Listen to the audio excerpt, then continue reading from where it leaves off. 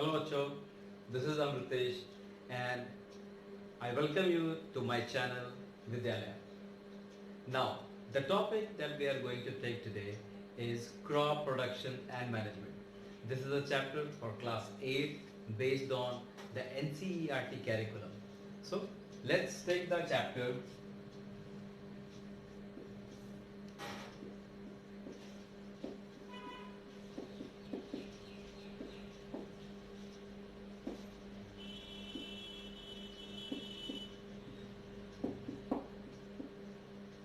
Okay, so I have made the notes for you. Okay, the video that will be displayed afterwards is the complete notes for this chapter.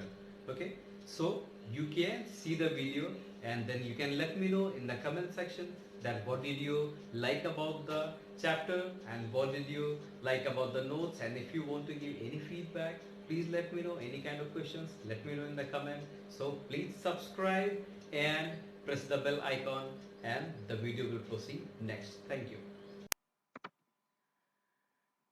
The topic that we have today is crop production and management. What do we understand by crop production? It is the production of crops every year, every season. Okay, the different types of crops that we grow in our fields comes under the crop production. And what do we mean by management? Is the whole process that starts from the crop production, its harvesting and distribution in all the regions of the country. सभी जगहों पर इसका proper distribution, and we should have a proper channel for the distribution and a proper process for growing of the crops and for the harvesting of the crops. Okay, and there are intermediaries functions, intermediaries processes that comes in between the planting of the crop, the sowing of the seed and the harvesting. Okay, there are many other processes as well that we will be also discussing in this chapter. तो इस chapter में हम इन सारी चीजों पे discussion करेंगे. Let's start. Okay, the first thing is food. What do we understand by food? Food का मतलब क्या है? फूड से हम क्या समझते हैं? जैसे सभी मशीन को चलने के लिए किसी तरीके की फ्यूल की आवश्यकता होती है, इलेक्ट्रिसिटी की आवश्यकता होती है, उसी तरीके से our body also needs food for its maintenance of the life and its growth. Okay, तो शरीर को चलाने के लिए, इसको जिंदा रखने के लिए, हमारे सारे लाइफ प्रोसेसेस को करने के लिए जिस चीज की आवश्यकता होती है उसे फूड बोलते हैं. ठीक है, any kind of nutritious substance that we people और एनिमल्स, जितने भी हम लोग हैं या फिर जितने भी जानवर हैं, ये हम अपने लाइफ प्रोसेस को मेंटेन करने के लिए जो भी न्यूट्रिशियस फूड, जो भी न्यूट्रिशियस सब्सटेंसेस को खाते हैं या पीते हैं, या फिर अगर पौधों की बात करें तो जो वो जमीन से सोखते हैं, ये क्या कहलाता है? ये फूड कहलाता है. ठीक है, इससे क्या होता है? फूड से हमारे जितने भी लाइफ प्रोसेसेस हैं, जैसे circulation, digestion, respiration, excretion, reproduction, etcetera etcetera, ये सारे के सारे लाइफ प्रोसेसेस उसी फूड, उसी एनर्जी की वजह से चलते हैं. ठीक है, अच्छा, अब बात आती है कि हाउ डू वी एनिमल्स और the plants get their food. जितने भी एनिमल्स हैं या प्लांट्स हैं, उनको उनका फूड कैसे मिलता है? तो हमने पहले की क्लास में भी पढ़ा है in our lower classes that plants are autotrophs. What do we mean by autotrophs? Like they are that kind of organisms who do not need other organisms for their food. They can synthesize their own food with the process of photosynthesis in the presence of sunlight, water, carbon dioxide and chlorophyll. ठीक है, तो इनको किसी और जीव जंतु की आवश्यकता नहीं होती है अपने खाने के लिए. They are called autotrophs. ठीक है, तो these plants obtain their food by the process of photosynthesis.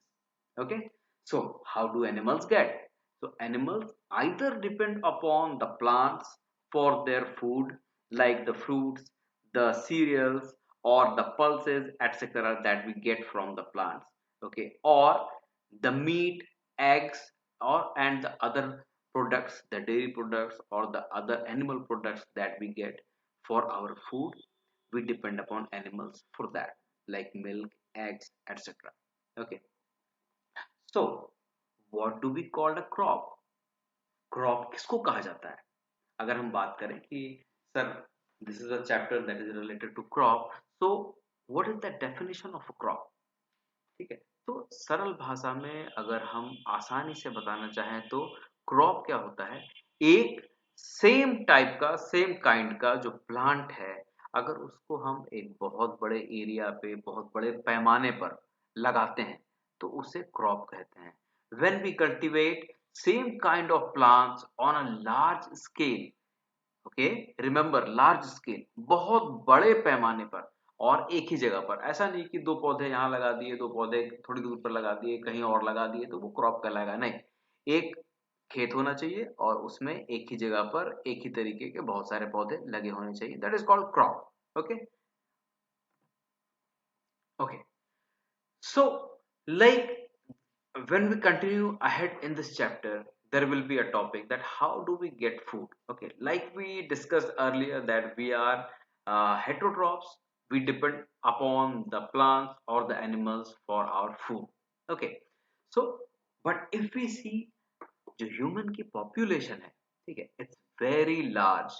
In India itself it is more than 130 crores, okay, 130 crores.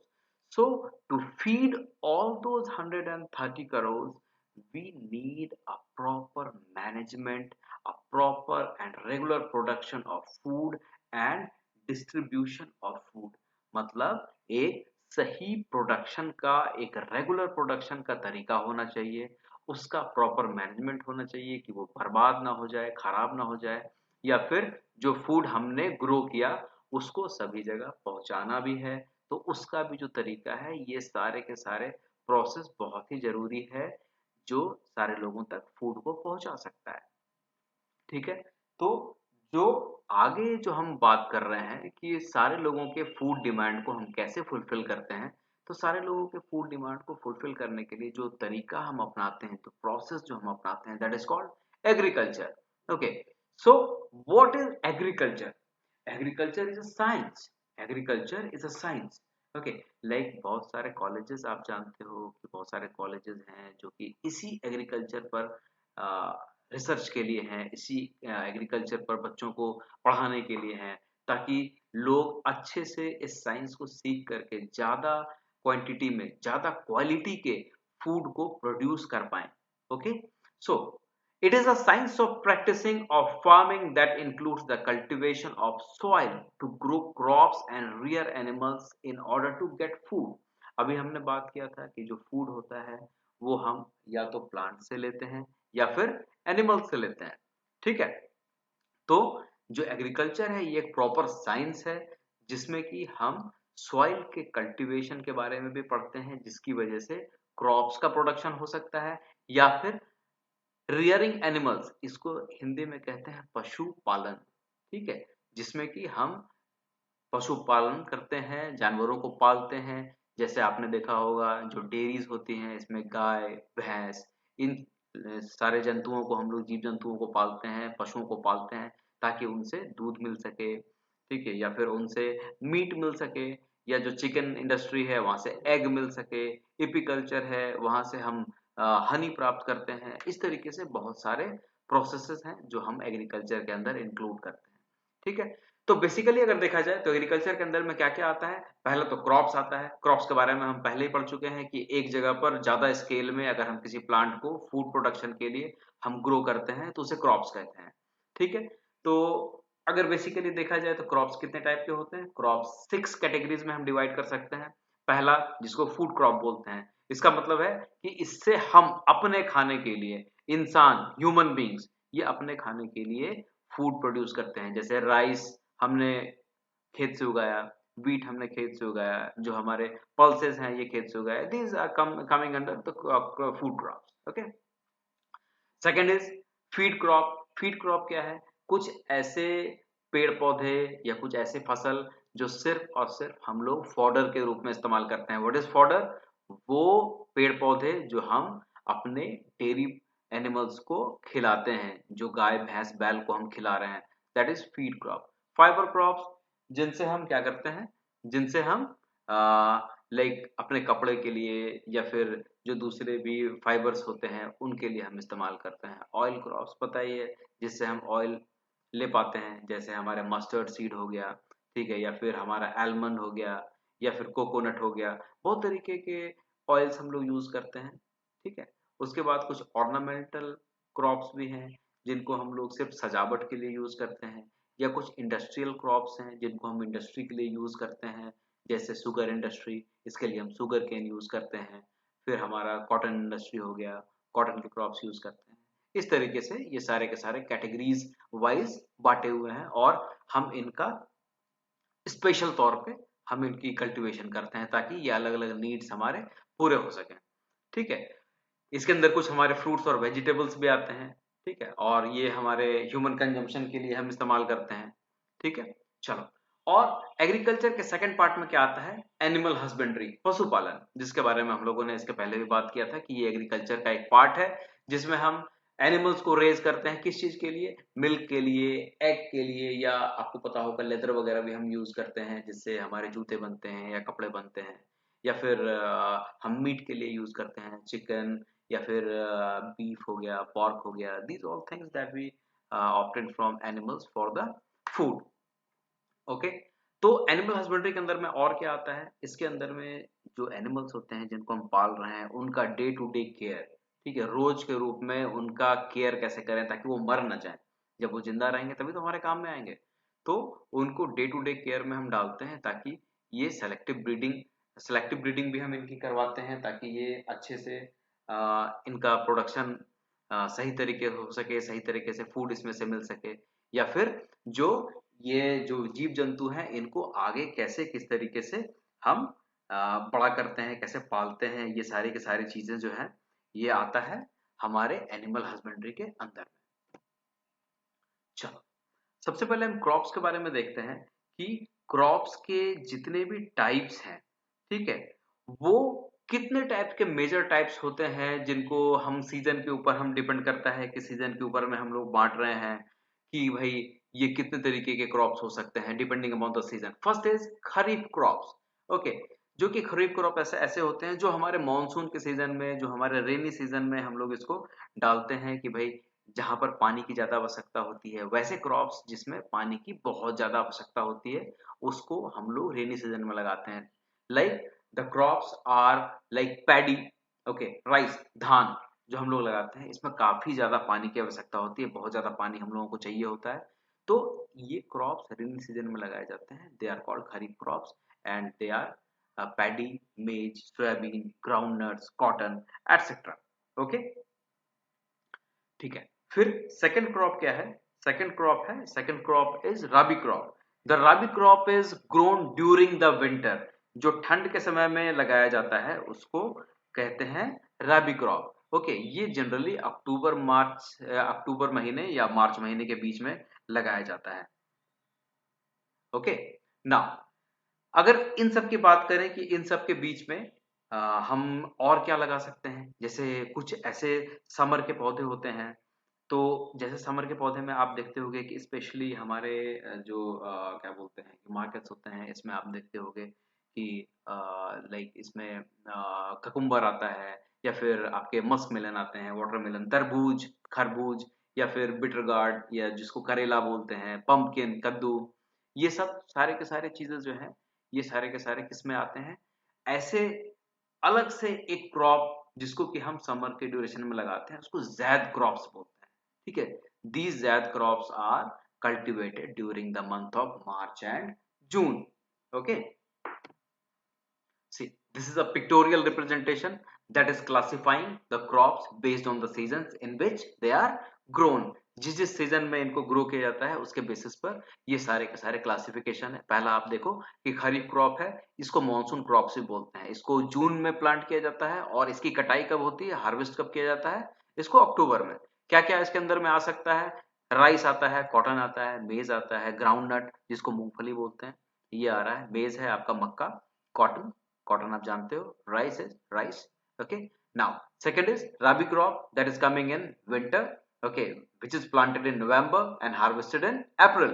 जैसे आपका वीट हो गया, पी हो गया, मटर, बार्ली, ग्राम, ये सब सारे के सारे रबी क्रॉप्स के अंदर में आते हैं। और बीच में एक छोटा सा सेक्शन आता है जैद क्रॉप्स का, जो कि मार्च में प्लांट किया जाता है और इसको जून तक में काट लिया जाता है।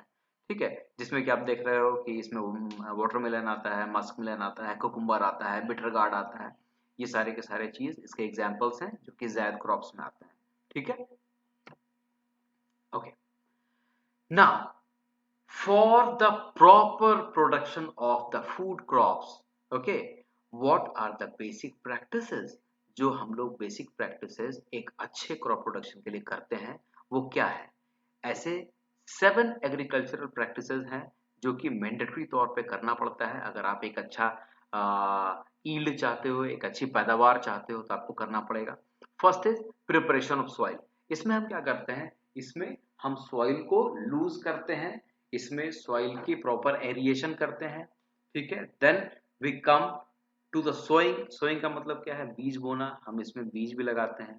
उसके बाद मैन्योर्स एंड फर्टिलाइजर्स का एप्लीकेशन है। अपने खेत में हम खाद और फर्टिलाइजर्स डालते हैं for the proper nutrition of the plants.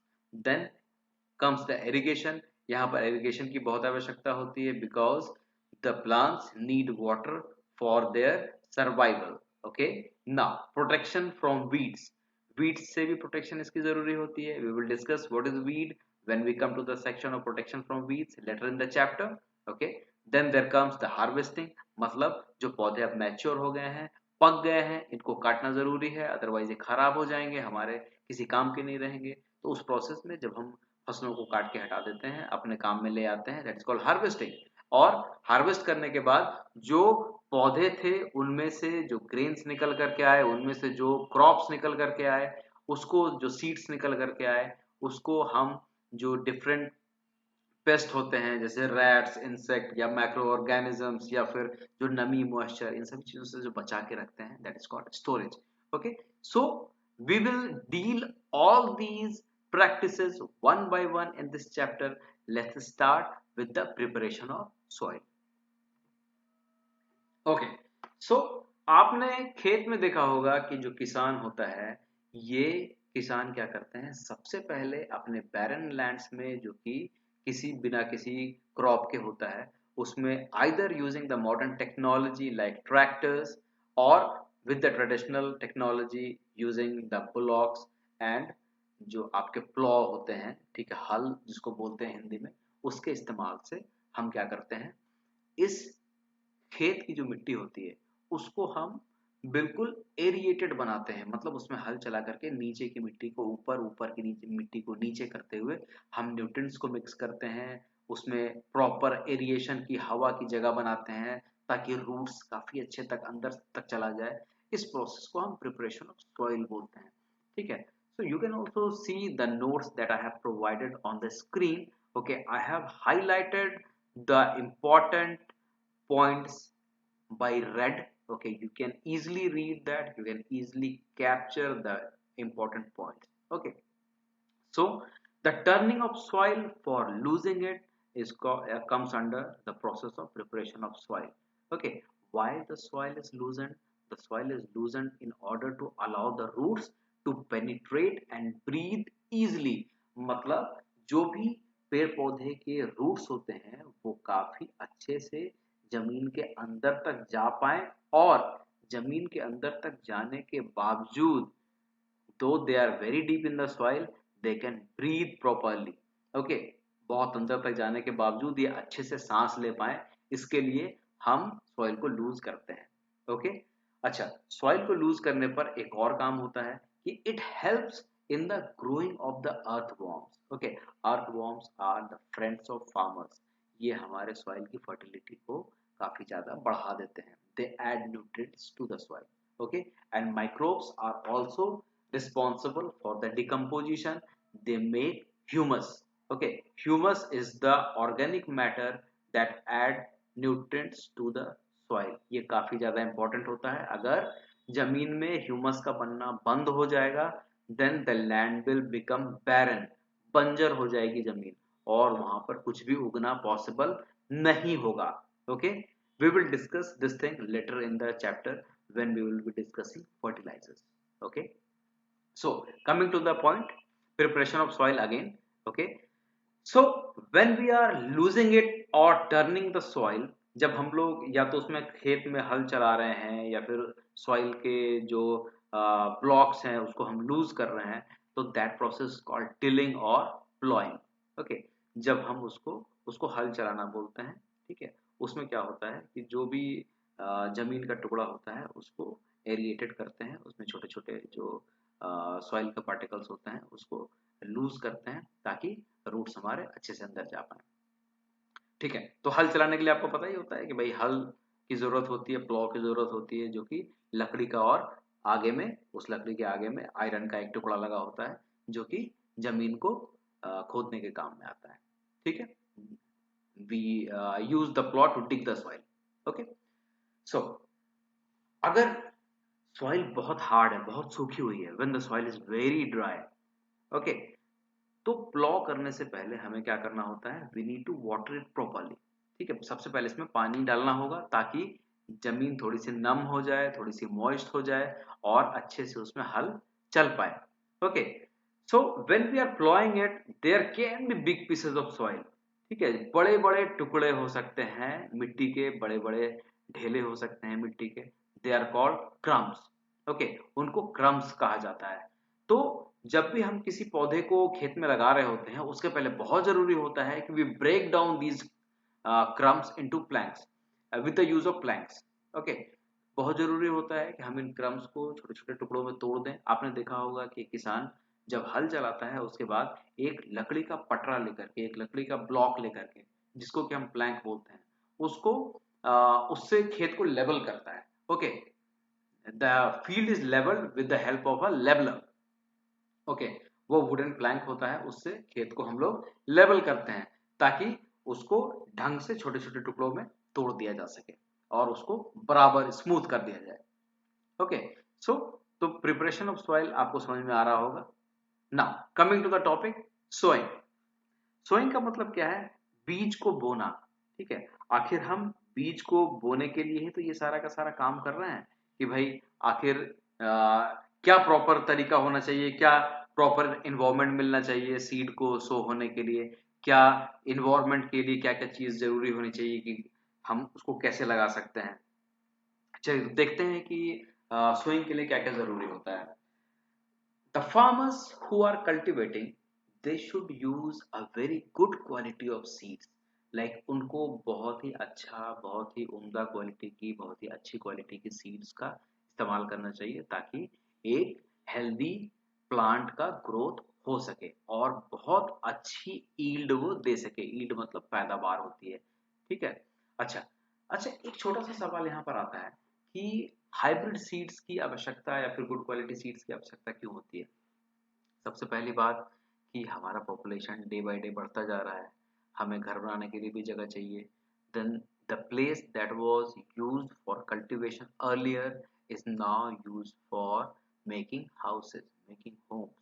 तो जो जगह कल्टीवेशन की थी वो घट गई, लेकिन पॉपुलेशन, जो खाने वाले जो पेट हैं वो बढ़ते जा रहे हैं। तो दैट मीन्स कि हम कम होती हुई जगह में ज़्यादा से ज़्यादा पैदावार चाहिए, इसीलिए हमें हाई क्वालिटी की सीड्स चाहिए होती है, so that we can get maximum amount of yield from the area that is under cultivation. Okay, so तो जो सीड होता है, फार्मर को किस तरीके की सीड यूज करनी चाहिए, इसका जो तरीका होता है वो डिपेंड करता है कि आपके सॉइल किस तरीके की है, सॉइल की जो पीएच लेवल है वो क्या है, एसिडिक है या बेसिक है, या जो हमारे क्लाइमेट है, हम कौन से क्लाइमेट में क्या लगाना चाह रहे हैं। अगर मान लो गर्मी के दिन में हम पैडी लगा दिया, ठीक है, जिसको पानी की बहुत ज़्यादा आवश्यकता होती है, क्या वो उगेगा? नहीं उग पाएगा, बिकॉज उस समय बारिश होती ही नहीं है। ठीक है, साथ में इरिगेशन मेथड्स हम क्या यूज़ कर रहे हैं, या फिर अदर जो रीजनल फैक्टर्स है। रीजनल फैक्टर्स का मतलब है कि कौन सी अलग अलग लोकेलिटी में कौन से अलग अलग फैक्टर्स इस फार्मिंग को कंट्रोल कर रहे हैं या फिर इस फार्मिंग को प्रभावित कर रहे हैं, उस चीज़ को भी हम अपने ध्यान में रखते हैं सीड्स का चुनाव करते वक्त। ओके, लाइक हमारी मिनिस्ट्री ऑफ एग्रीकल्चर, जो हमारे इंडिया की जो मिनिस्ट्री है एग्रीकल्चर की, उसका एक ऑर्गेनाइजेशन है जो नेशनल लेवल पर काम करता है, that is called national seed corporation, NSCC। ये क्या करती है, this organisation test the quality of seed. ये ऑर्गेनाइजेशन सीड की क्वालिटी को टेस्ट करती है कि क्या यह सीड की क्वालिटी सही है खेत में लगाने के लिए या नहीं है। ओके, इसके लिए बहुत सारी लेबोरेटरीज इन्होंने बना रखी है पूरे इंडिया भर में। ठीक है, एग्जाम्पल पूसा एग्रीकल्चर इंस्टीट्यूट, यहाँ पर आपके बहुत सारे लेबोरेटरीज बने हुए हैं जो कि हमारे यहाँ पौधों की या फिर सॉइल की जांच करती है या सीड्स की जांच करती है। ठीक है, तो यहाँ पर क्या जांचते हैं, ये इसकी प्योरिटी, जो सीड की प्योरिटी है उसकी जांच करते हैं, या फिर बीमारी से लड़ने की कितनी ताकत है इस पौधे में उसकी जांच करते हैं, या फिर ये पेस्ट से कितने अच्छे से लड़ सकता है, या फिर इसके जर्मिनेशन का रेट क्या है, रेशियो क्या है कि अगर 10 सीड लगाया तो 10 सीड में से कितने सीड जर्मिनेट करेगा। ठीक है, अगर 10 सीड लगाया उसमें से एक दो सीड जर्मिनेट कर रहा है तो that germination ratio is not good.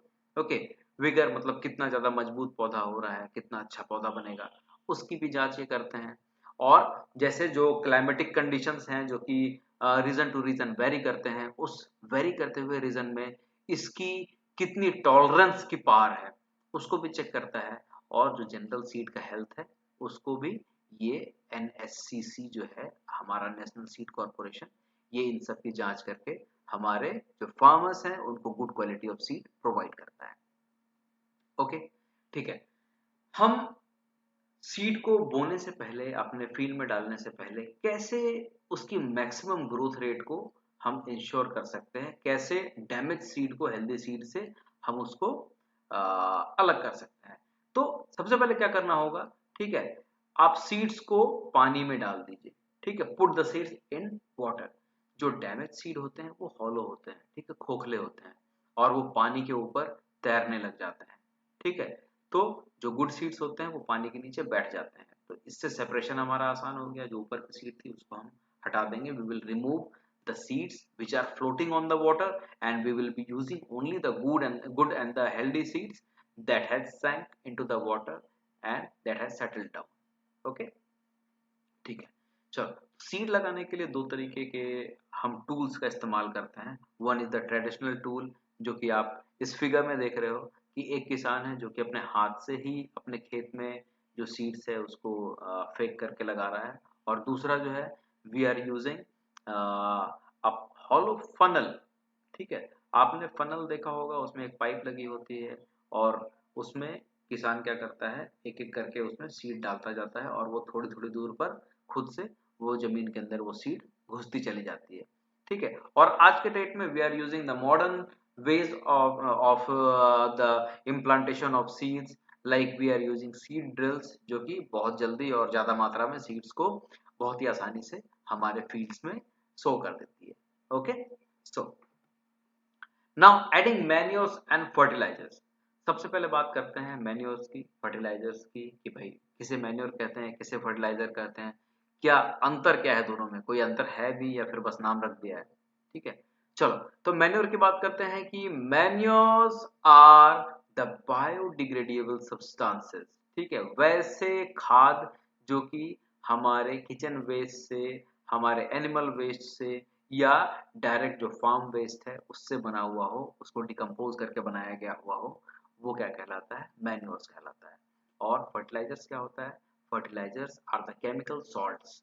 ये केमिकल सॉल्ट्स होते हैं जो कि हमारे इंडस्ट्रीज में बनाए जाते हैं।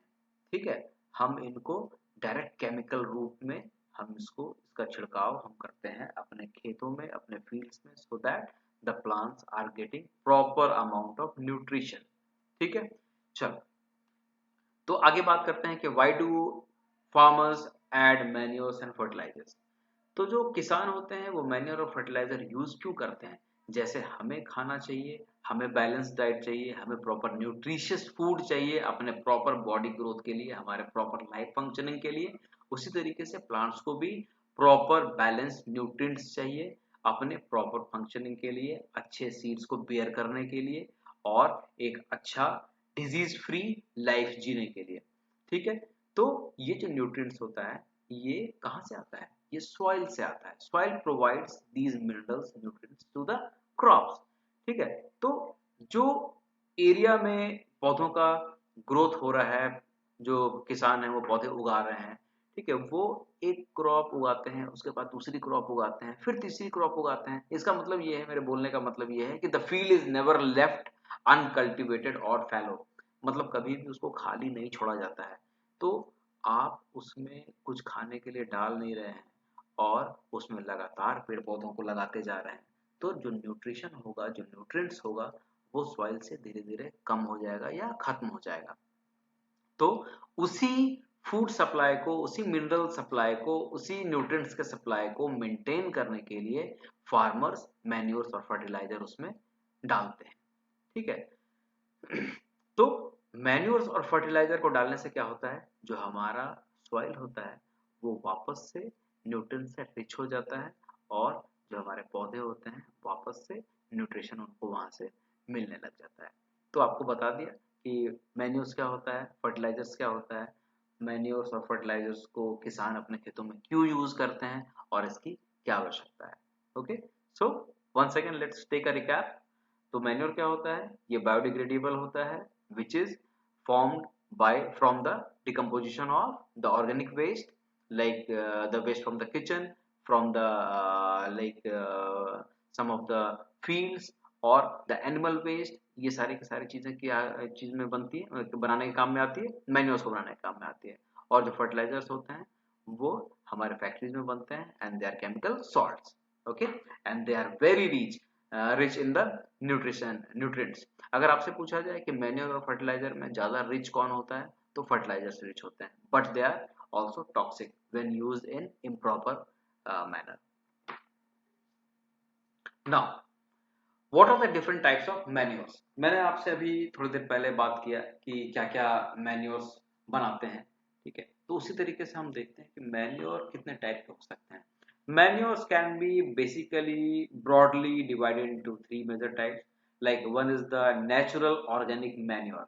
तो नेचुरल ऑर्गेनिक मैन्योर किस चीज से बनता है, जैसे जो हमारा डोमेस्टिक वेस्ट है, जैसे किचन में जो भी हमारी सब्जियों की या फल के जो भी वेस्ट निकल करके आ रहे हैं, या फिर जो कैटल डंग है, काउ डंग है, या फिर जो बफेलो से जो हमारे एक डंग्स हमें मिल रहे हैं, उन सारी चीजों से बना करके डिकम्पोज करके हम जो मैन्योर बनाते हैं, ठीक है, वो हमारे नेचुरल ऑर्गेनिक मैन्योर के अंदर में आता है।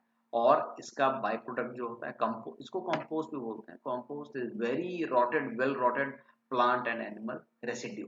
ओके, जो हमारे प्लांट्स और एनिमल के जो वेस्ट होते हैं उसको बहुत अच्छे से डिकम्पोज करने के बाद, सुखाने के बाद जो भी हमारा फाइनल प्रोडक्ट बचता है, that is called compost. Okay, तो you must have heard about the biogas plant.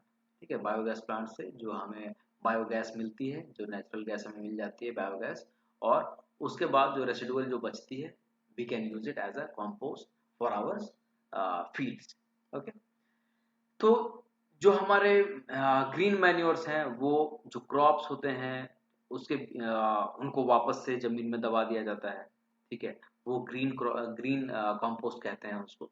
ठीक है, जैसे हमारे खेतों में जो भी पौधे इस्तेमाल में आए, उसके बाद उनसे जो फल फ्रूट लेना था हमने ले लिया, जो सीड्स लेना था ले लिया, उसके बाद उस पौधे को खेत से हटाया नहीं, वापस से उसमें हल चला दिया, और जो पौधे ऑलरेडी फील्ड में ग्रो हुए हुए थे वो वापस जमीन के अंदर चले गए, और वो वापस उसमें बरी होने के बाद जो भी न्यूट्रिएंट्स उनके शरीर में था, that got transferred into the soil after decomposition. Okay, now, biofertilizers. What do we mean by biofertilizers? These are the nitrogen fixing organisms that are widely used in the organic farming and making the agriculture sustainable. Okay? जैसे आपने नाम सुना होगा rhizobium, it's a bacteria जो कि leguminous plant के root nodes में पाया जाता है। ठीक है, तो ऐसे ऑर्गेनिजम्स को हम लोग यूज करते हैं हमारे सॉइल में न्यूट्रिशन को वापस फिक्स करने में। जैसे राइजोबियम हो गया, या फिर एजिटोबैक्टर हो गया, ब्लू ग्रीन एल्गी हो गया, माइक्रोरेजिया हो गया। तो माइक्रोरेजिया क्या होता है, it's a fungus that increase phosphorus uptake in the fruit crops like papaya and citrus fruits। तो ये सारे के सारे ऑटोमेटिकली हमारे जमीन में न्यूट्रिएंट्स को वापस से ये फुलफिल कर देते हैं। Then what is we called vermicompost. Vermicompost क्या होता है, अर्थवॉर्म्स के मदद से जो हम डिकम्पोजिशन करवा रहे हैं ऑर्गेनिक मटेरियल्स का, वो जो कंपोस्ट तैयार हो रहा है, that is called vermi compost. Okay, we make it using the earthworms. Okay, now coming to the point that what are the methods of replenishing the soil with nutrients. हम जमीन में वापस से किस तरीके से जो न्यूट्रिएंट्स हैं उसको डाल सकते हैं, ठीक है। तो उसके मेथड्स क्या क्या हो सकते हैं। सबसे पहला हमने मैन्योर फर्टिलाइजर की बात की, तो पहला या तो आप ऑर्गेनिक मैन्योर को सॉइल में डाल दें, या फिर केमिकल फर्टिलाइजर्स हैं उनको डाल दें, या तीसरी चीज होती है कि बार बार पौधों को लगातार लगाने से हमारे खेतों में न्यूट्रिएंट्स कम हो जाते हैं। तो कभी ऐसा भी करें कि खेतों को कुछ समय के लिए खाली छोड़ दें, दो क्रॉप्स के बीच में जगह दें, टाइम दें, और उसके बाद दूसरा क्रॉप लगाएं, एक क्रॉप लगाएं, फिर थोड़े समय के लिए लैंड को वापस छोड़ दें, ताकि उसमें से जो भी न्यूट्रिएंट्स गायब हुआ है वो वापस से रिप्लेनिश हो जाए और जो खेत है, जो लैंड है, वो दूसरे क्रॉप के लिए तैयार हो जाए। ये तीसरा मेथड था। और चौथा होता है क्रॉप रोटेशन। लाइक अभी एक बात मैं आपको बताता हूँ कि जो डिफरेंट क्रॉप्स होते हैं उनकी न्यूट्रिएंट रिक्वायरमेंट्स भी अलग अलग होती है। लाइक अगर एक को मान लीजिए कि नाइट्रोजन चाहिए, तो हो सकता है दूसरे को फॉस्फोरस चाहिए होगा। तो इस तरीके से अगर हम रोटेशन करके क्रॉप्स लगाते हैं तो एक ही तरीके के जो क्रॉप्स लगने के बाद जो एक पर्टिकुलर न्यूट्रिएंट्स की कमी हो जाती है वो कमी नहीं होगा, और ये हमारे सॉइल के न्यूट्रिएंट्स को रिप्लेस करने में वापस से मदद करेगा। Okay, so now a very important topic that will be important from the perspective of examination as well. What is the difference between manures and fertilizers? जो मैन्योर्स होते हैं और जो फर्टिलाइजर्स होते हैं उसमें डिफरेंस क्या होता है, ठीक है। तो पहला डिफरेंस देखते हैं कि फर्टिलाइजर्स जो होते हैं वो मैन मेड इनऑर्गेनिक सॉल्ट्स होते हैं जिनको कि हम फैक्ट्रीज में बनाते हैं। वहीं जो मैन्योर्स होते हैं वो नेचुरल सब्सटेंसेस होते हैं, बायोडिग्रेडेबल सब्सटेंसेस होते हैं, जो कि डिकम्पोजिशन से, किसके डिकम्पोजिशन से, एनिमल वेस्ट और प्लांट वेस्ट के डिकम्पोजिशन से तैयार किया जाता है, ठीक है। फर्टिलाइजर जो होता है ये फैक्ट्री में बनता है, सारी बातें आपको पता है, ठीक है। और जो मैन्योर होता है ये हमारे बायोगैस प्लांट में या फिर हम उनको जमीन में डायरेक्टली दबा करके उनको बनाते हैं, और ये मेन पार्ट इनका ह्यूमस होता है, ठीक है। Humus is the main part of the manure. Fertilisers do not provide any humus to the soil. Fertiliser जो होता है वो किसी भी तरीके का ह्यूमस सॉइल में प्रोवाइड नहीं करता है, जबकि जो मैन्योर होता है वो बहुत सारा ह्यूमस प्रोवाइड करता है सॉइल में। Fertilisers are very rich in the plant nutrients like nitrogen, phosphorus and potassium. मैंने अभी बात किया था कि अगर हम बात करें कि मैन्योर और फर्टिलाइजर में ज्यादा रिच कौन सा होता है, तो फर्टिलाइजर की बात आई थी। वही बात हमने यहाँ पर लिखा है कि फर्टिलाइजर बहुत ही ज्यादा रिच होते हैं, लेकिन मैन्योर जो होता है वो रिलेटिवली लेस रिच होता है, ठीक है। मैन्योर को बनाने में काफी ज्यादा समय लगता है। ये बायोडिग्रेडेबल नेचुरल प्रोसेस है जो कि 2 3 4 6 महीने का समय ले लेता है, जबकि फर्टिलाइजर इतना समय नहीं लेता है। इसको फैक्ट्रीज में हम आसानी से बहुत जल्दी बना सकते हैं, ठीक है। तो आप देखते हो कि बाजार में बहुत सारा यूरिया, पोटास, एनपीके, इस तरीके के बहुत सारे जो फर्टिलाइजर्स हैं वो अवेलेबल होते हैं, ठीक है। चलो आगे बढ़ते हैं। अच्छा, मैन्योर्स का क्या एडवांटेज है या क्या डिसएडवांटेज भी है वो भी देख सकते हैं, ठीक है। एडवांटेज तो सबसे पहला है कि ये ऑर्गेनिक मैटर बहुत सारा हमारे सॉइल को ऐड कर देता है, जो हमारे सॉइल को बहुत ही पोरस बना देता है और रूट्स के डेवलपमेंट के लिए बहुत ही ज्यादा हेल्पफुल होता है। Then it increases the soil fertility in general, ठीक है। कम न्यूट्रिएंट्स होते हैं but even then it increases the soil fertility. It provide some nutrients in small amount. कुछ न्यूट्रिएंट्स होते हैं जिनको ये कम अमाउंट में ही दे पाते हैं, ठीक है। और ये जो है वेस्ट प्रोडक्ट से बनता है, इससे हमारा एनवायरनमेंट भी क्लीन होता है। जैसे जो भी हमारे किचन वेस्ट हैं उनको हम बाहर फेंक देंगे तो वो सड़ेंगे या फिर गंदगी के रूप में पड़े रहेंगे। तो उनको अगर हम यूज कर रहे हैं कि मैन्योर बनाने के काम में, तो that is also cleaning our environment. उसके बाद they increase the water holding capacity of the land. जो पानी जो हम लोग खेतों में देते हैं उसको ज्यादा देर तक ये रोक करके रखने में ये ज्यादा सक्षम होते हैं, ठीक है। चलो, अगर एक डिसएडवांटेज की बात की जाए तो डिसएडवांटेज क्या है। डिसएडवांटेज मैन्योर्स का ये है कि the process of manufacture of manure is a very time taking process. 6 महीने का समय कम से कम लग जाता है इसमें एक अच्छा मैन्योर बनाने के लिए। एंड अगेन इससे जो न्यूट्रिएंट्स मिलते हैं ये बहुत कम मिलते हैं। सॉइल में न्यूट्रिएंट्स इससे कम तेजी से रिलीज होता है, ठीक है। तो पौधों को कम न्यूट्रिएंट्स मिलता है। चलो बात करते हैं फर्टिलाइजर्स की। अगर फर्टिलाइजर से बहुत ज़्यादा न्यूट्रिएंट्स मिल रहा है, ये प्लांट्स को काफ़ी जल्दी भोजन दे पा रहे हैं, खाना दे पा रहे हैं, न्यूट्रिएंट्स दे पा रहे हैं, तो then why the fertilisers are harmful? Fertilisers harmful क्यों हैं?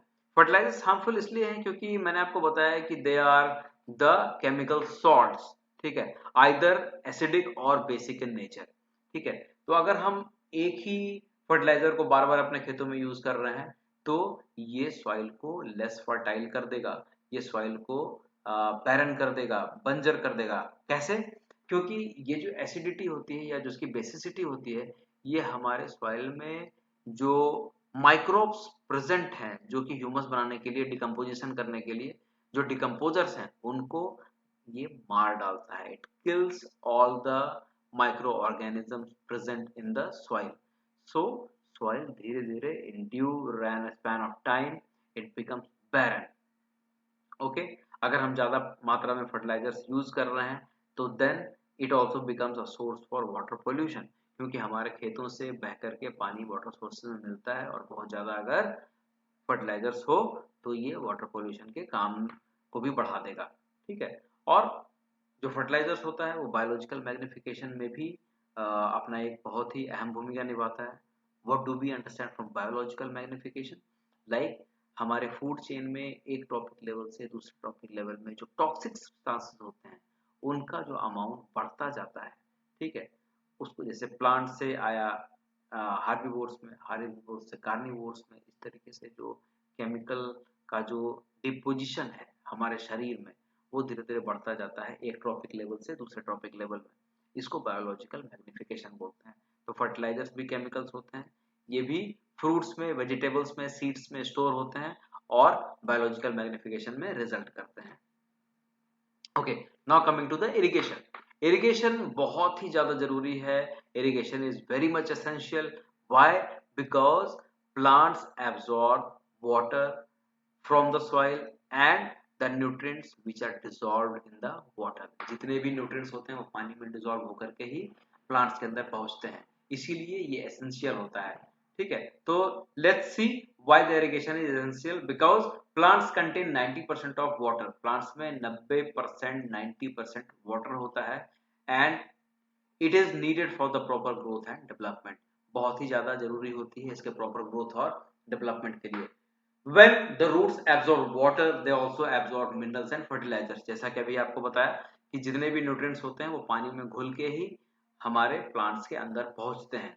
Okay, then the germination of seed does not take place in dry condition. जो ड्राई कंडीशंस होते हैं विदाउट मॉइस्चर, वैसे कंडीशन में, वैसे हार्श कंडीशन में सीड्स का जर्मिनेशन पॉसिबल नहीं होता है। So water is essential for germination of seeds. Now coming to nutrients dissolved in the water get transferred from one part to the another part of the plant। तो जो nutrients होते हैं वो एक part से दूसरे पार्ट तक जाते हैं प्लांट्स के, वो भी पानी में डिसॉल्व होने के बाद। That is why the water is essential. Water also protects crop from Frost and hot air currents. जो पानी होती है पौधों में वो उनको ठंडे एनवायरनमेंट से या उनको गर्म एनवायरनमेंट से भी बचाती है। ओके, तो अगर पानी इतना इंपॉर्टेंट है तो क्या हर समय हम अपने खेत में पानी भर के रखें? Is it like that? No. The time and frequency of irrigation is very important and it depends upon the variety of crop. हमने कौन सा पौधा लगाया है, इसकी पानी की कंजम्पशन कितनी है, इसकी रिक्वायरमेंट क्या है, या it also depends upon the type of soil, किस तरीके की मिट्टी है, ठीक है। इज इट सैंडी सॉइल और is it Lumi soil, or the soil is having the large amount of clay? Okay, so that depends like what is the water holding capacity of the soil। पानी में soil में पानी की hold करने की capacity कितनी है, इस पे भी डिपेंड करता है कि हम कितना टाइम और कितने फ्रीक्वेंसी पे इरिगेशन करेंगे, ठीक है। थर्ड पॉइंट आता है सीजन। सीजन भी बहुत जरूरी है, ठीक है, इस चीज को डिपेंड करने के लिए कि भाई कितना इरिगेशन, कितनी फ्रीक्वेंसी होनी चाहिए। जैसे कि हम बारिश के दिनों में तो पानी देने के लिए नहीं जाएंगे, okay, because it is already raining, ठीक है। और in summers we will have to irrigate the field, the soil, the land in more frequent manner so that the water level is not going down and the frequency is maintained, the moisture is maintained, and the soil is having ample amount of water so that the roots can absorb the soil in adequate manner. Okay, so what are the different methods of irrigation? So irrigation also have the traditional as well as the modern methods. Modern methods में हम क्या use करते हैं, आज के date में sprinklers use करते हैं या ड्रिप सिस्टम यूज करते हैं। स्प्रिंकलर क्या होता है, इसमें एक छोटे छोटे मशीन हम लगाते हैं अपने खेतों में चारों तरफ, जिसमें से कि पानी की फुहार निकलती है। ठीक है, पानी ज्यादा वेस्ट नहीं होता है और जितनी पानी की आवश्यकता होती है उतना पानी पौधों को मिल जाता है। Drip system is also a kind of like irrigation system in which the drip, like drip का मतलब क्या है, हमारे शरीर में जो हम ड्रिप लगाते हैं डायरेक्ट शरीर के अंदर हम पानी पहुंचाते हैं नीडल से। जो आपने देखा होगा कि हमारे शरीर में पानी जो चढ़ाते हैं किस तरीके से लगाते हैं, उसी तरीके से जो पाइप सिस्टम होता है उसमें होल्स होते हैं और वो डायरेक्टली जमीन के अंदर होते हैं और थोड़ा थोड़ा पानी उसमें से निकलता है और रूट्स को वो अवेलेबल होता है एब्जॉर्प्शन के लिए। ठीक है, और ट्रेडिशनल मेथड की बात करें तो पहला है पुली सिस्टम, जिसको कि हम मोट भी बोलते हैं। इसमें पुलीस लगे होते हैं और उसमें से पानी हम खींच करके बाहर निकालते हैं। दूसरा चेन सिस्टम होता है, जिसमें से जो कि एक और ट्रेडिशनल तरीका है पानी को लाइक जमीन से बाहर निकाल करके खेतों में डालने का। ढेकली होता है, रहट होता है। रहट में क्या करते हैं कि हम लोग जानवर का इस्तेमाल करते हैं, ऑक्स का इस्तेमाल करते हैं और एक लीवर लगा होता है जो कि गोल गोल घूमता है और जब जो एनिमल जो बैल है जो ऑक्स है उस लीवर को घुमाता है तो ये जो रहट है उसकी पुली भी घूमती है और एक लार्ज व्हील बंधा होता है जिसमें कि बकेट्स लगे होते हैं और वो व्हील उस पानी के सोर्स के अंदर जाकर के एक बार बाहर आता है और बकेट भर करके बाहर निकलता है और वो जो पानी जो बकेट्स में है वो वापस खेतों की तरफ उसको उड़ेल दिया जाता है, डाल दिया जाता है। Okay, that is the rahat. Okay, now how is over irrigation harmful for the crop production? जो ओवर इरिगेशन करते हैं इससे क्या होता है, अगर ओवर प्रोडक्ट हम लोग इरिगेशन करेंगे तो there will be a condition of water logging in the field. पानी जम जाएगा खेतों में और जब वाटर लॉगिंग हो जाएगी तो it will damage the roots, it will provide insufficient space for air to penetrate in the soil, so less air will be available for the respiration. There will be no proper growth of roots, there will be lack of soil aeration, the water evaporates more which will lead to the accumulation of salts that will turn the damaged soil fertility।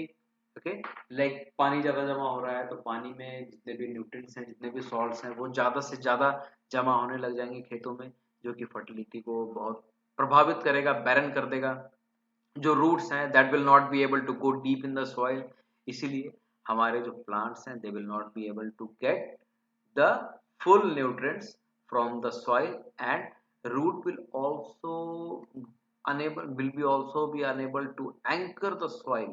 बहुत ही अच्छी तरीके से जड़ जमीन को पकड़ भी नहीं पाएगा, इसीलिए जब भी थोड़ी तेज हवा चलेगी तो ये क्रॉप्स वापस पानी में गिर जाएगा और खराब हो जाएगा। This is the reason why over irrigation is harmful for the crop production. That is why the quantity and the frequency of irrigation is very important to be maintained। Okay, now comes the protection from weeds। Weeds are the unwanted plants। Okay, these are the unwanted plants that grows naturally along with the crops।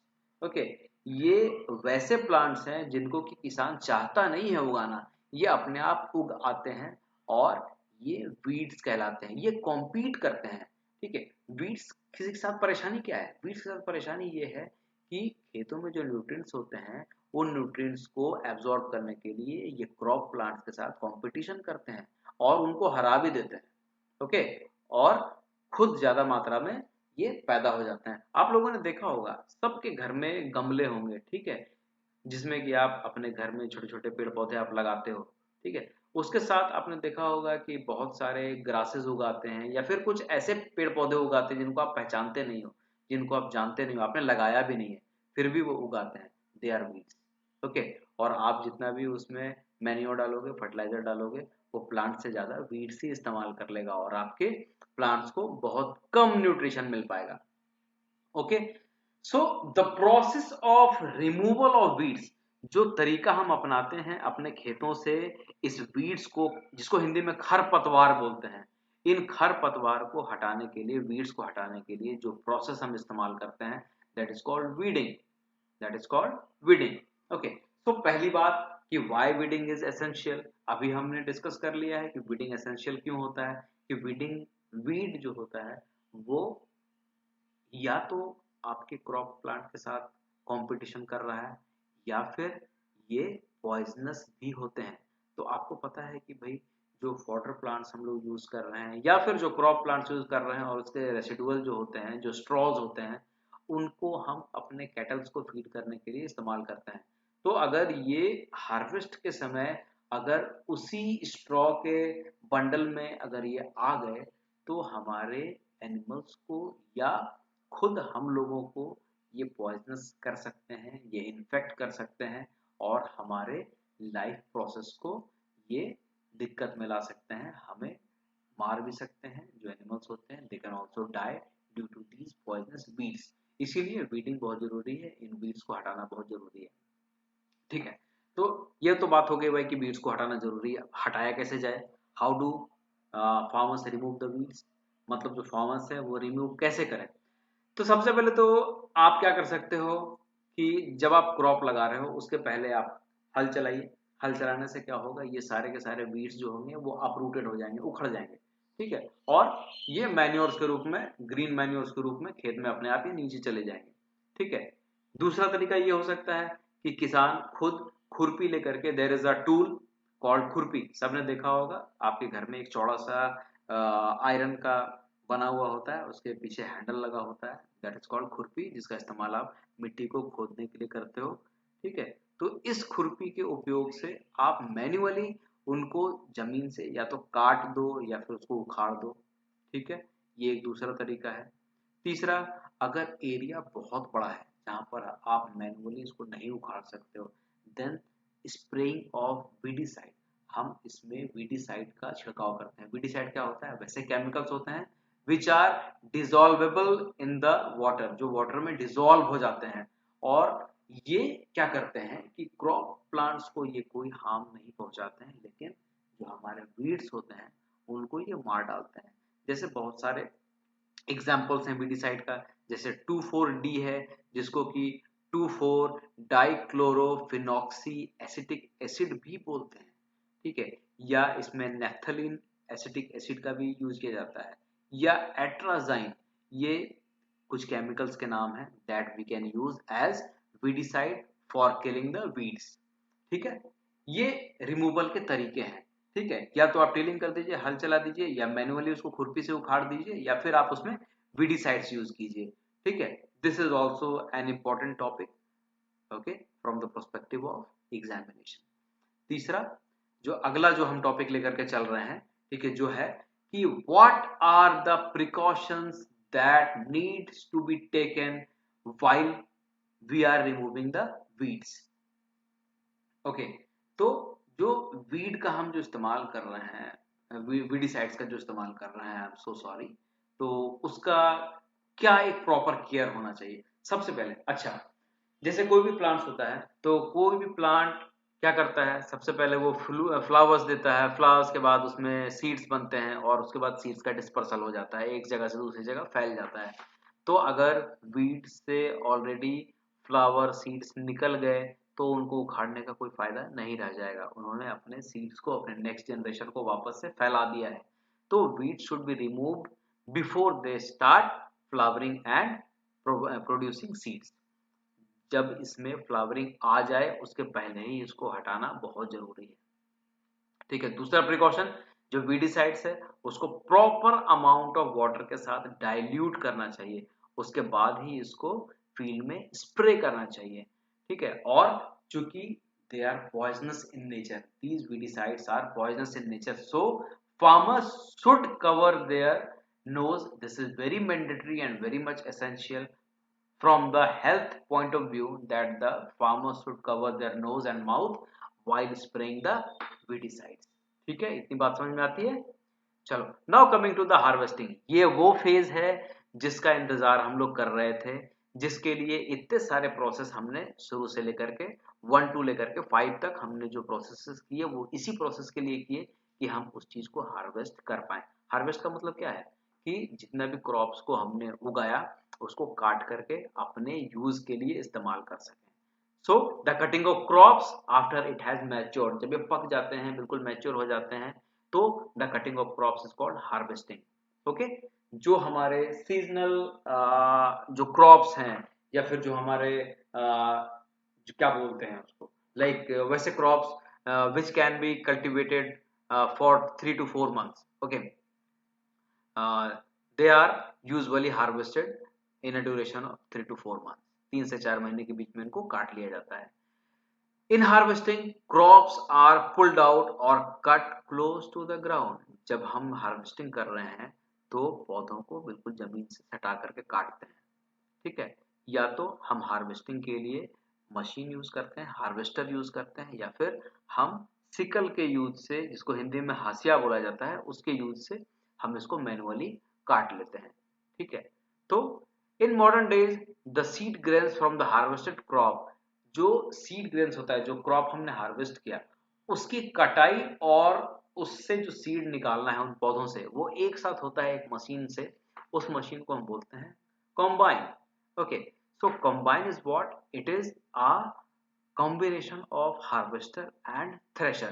Thresher का इस्तेमाल किया जाता है पौधों से seeds को extract करने के लिए, और हार्वेस्टर का मतलब है जो पौधे हैं उनको काटने वाला। ओके, तो जो प्रोसेस से हम सीड को अलग कर रहे हैं पौधों से वो थ्रेशिंग कहलाता है। ठीक है, और ये मॉडर्न रूप में मशीन के द्वारा होता है, और जो ट्रेडिशनल मेथड होता था वो हम इसको जो सेपरेट करते थे वो विनोइंग के मेथड से सेपरेट करते थे। ओके, सो और हमारे इंडिया में बहुत सारे ऐसे फेस्टिवल्स हैं जो हार्वेस्टिंग के सीजन में मनाए जाते हैं, जैसे पोंगल, बैसाखी, होली, दिवाली, नवान्या एंड बिहू। ओके, ये सारे के सारे ऐसे फेस्टिवल्स हैं जो हम कब मना रहे हैं, हार्वेस्टिंग सीजन में। ओके, आप नीचे स्क्रीन पर देखो एक हार्वेस्टर और एक थ्रेशर मशीन का कॉम्बिनेशन, जिसको कि हम कॉम्बाइन मशीन बोलते हैं, उसका एक इमेज लगाया हुआ है, इस तरीके से दिखता है। ठीक है, ये आपका कॉम्बाइन मशीन है। ठीक है, नाउ स्टोरेज।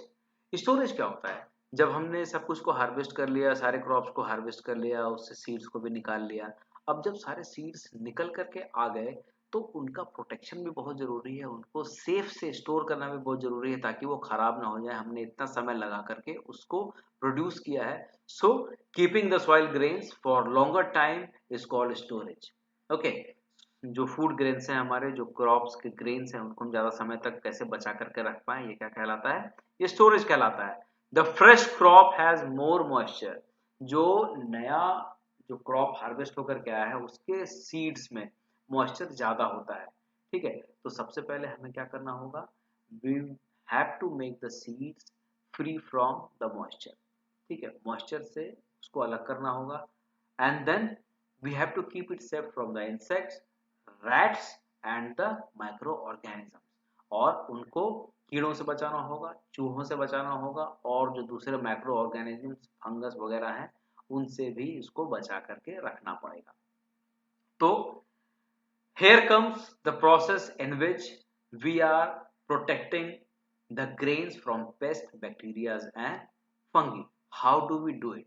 Okay, like मैंने आपको अभी बताया कि जो फ्रेशली हार्वेस्टेड क्रॉप्स होते हैं उनमें मॉइस्चर की मात्रा ज़्यादा होती है, the amount of moisture is more in the freshly harvested crops. तो सबसे पहले क्या करें? इसको अच्छी तरीके से धूप में सुखा दीजिए। ठीक है, let's dry it in the sun to reduce their moisture. Okay, now in the small scale, छोटे से स्केल पर आपके घर में या छोटे गोडाउन्स हैं, उनमें इन ग्रेन्स को जमा करने के लिए हम क्या करते हैं? या तो हम जूट बैग्स का इस्तेमाल करते हैं या मेटालिक बैग्स का इस्तेमाल करते हैं।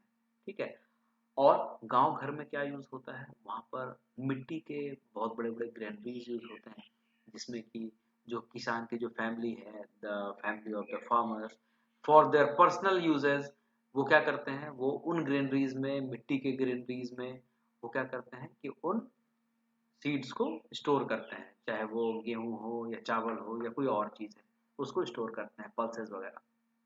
ठीक है।